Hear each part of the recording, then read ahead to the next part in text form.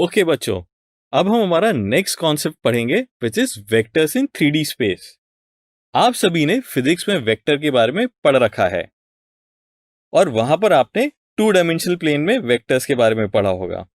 इस वीडियो में हम किसी भी वेक्टर को 3D कोऑर्डिनेट सिस्टम का यूज करके उसका ज्योमेट्रिकल इंटरप्रिटेशन समझेंगे। जैसे कि वेक्टर्स के बारे में हम पहले पढ़ चुके हैं कि ऐसी क्वांटिटीज जिनका दोनों मैग्नीट्यूड और डायरेक्शन होता है उनको हम वेक्टर्स कहते हैं। अब हम इसे मैथमेटिकली डिफाइन करेंगे।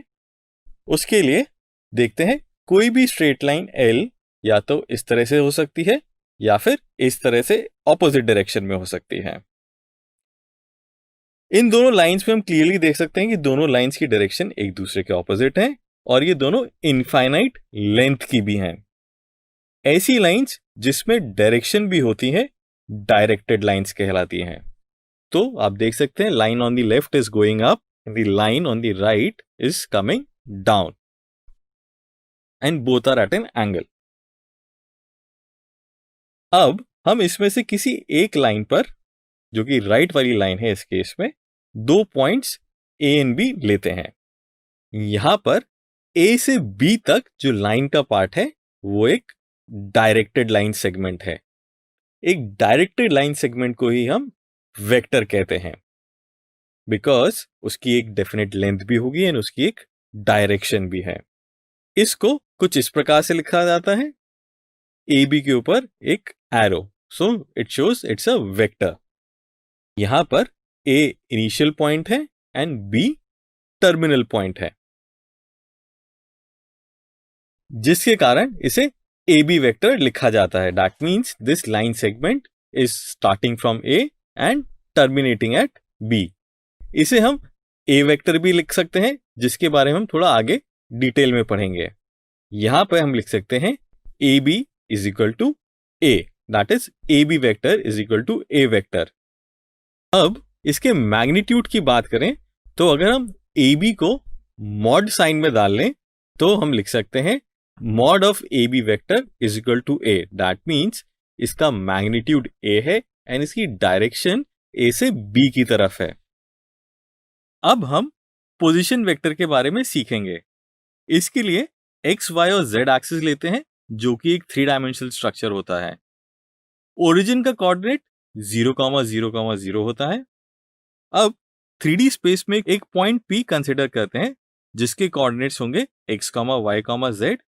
अब हम इसका पोजीशन वेक्टर कैलकुलेट करने वाले हैं।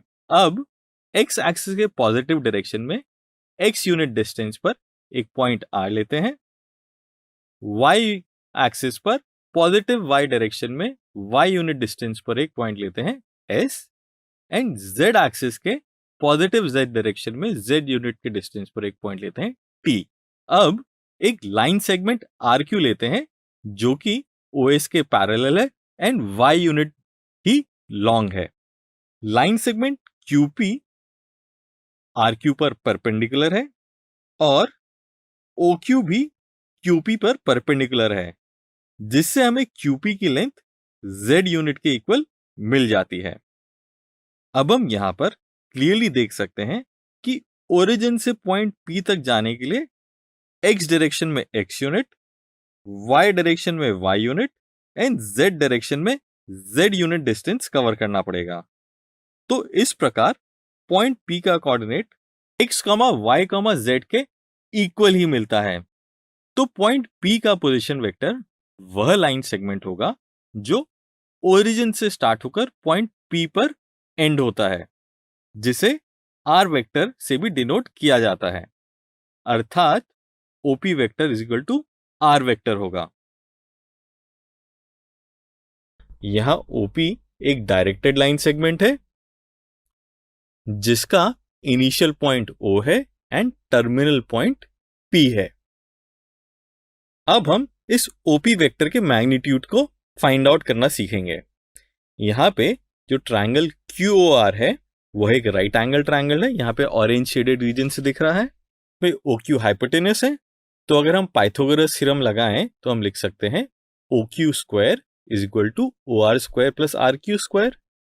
OR एंड RQ हमें पता है X एंड Y है, तो हम लिख सकते हैं OQ square is equal to X square plus Y square. Let us now consider another triangle, which is triangle POQ, which is shaded in blue color.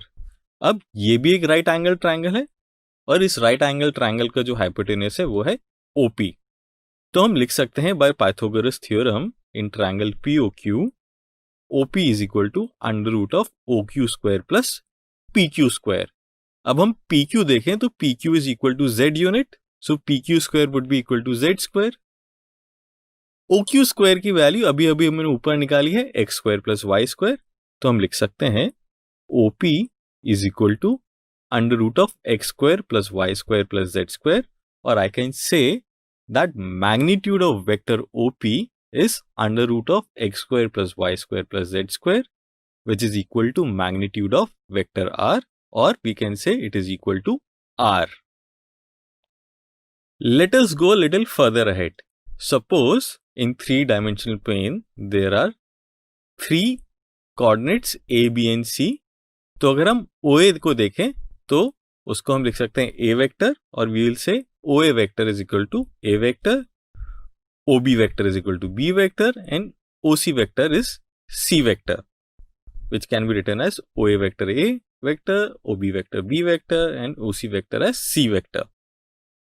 अब अगर हम मैग्नीट्यूड की बात करें तो magnitude of OA vector we can write as A, magnitude of OB vector can be written as B, and magnitude of OC vector can be written as C. इस प्रकार 3D space में किसी भी vector को उसके position vector से denote किया जा सकता है. अब हम ए वेक्टर के मैग्नीट्यूड और डायरेक्शन को बिना चेंज किए स्पेस में कहीं भी शिफ्ट कर सकते हैं, एंड यह ऑल वेक्टर्स के लिए पॉसिबल है. ऐसे वेक्टर्स को फ्री वेक्टर्स कहते हैं जिनका मैग्नीट्यूड एंड डायरेक्शन चेंज किए बिना हम स्पेस में कहीं भी शिफ्ट कर सकते हैं. और इस चैप्टर में हम जितने भी वेक्टर्स आगे पढ़ने वाले हैं या यूज करने वाले हैं वे सारे फ्री वेक्टर्स ही होंगे, यानी उनका इनिशियल और टर्मिनल पॉइंट किसी एक पर्टिकुलर पोजीशन पर फिक्स्ड नहीं होगा.